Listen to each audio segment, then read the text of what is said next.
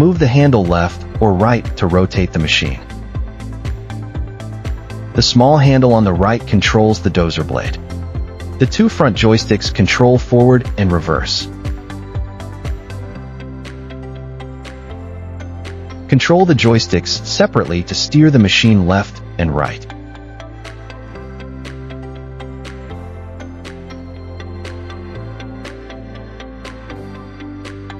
This is an introduction to the basic operations of the R57 excavator.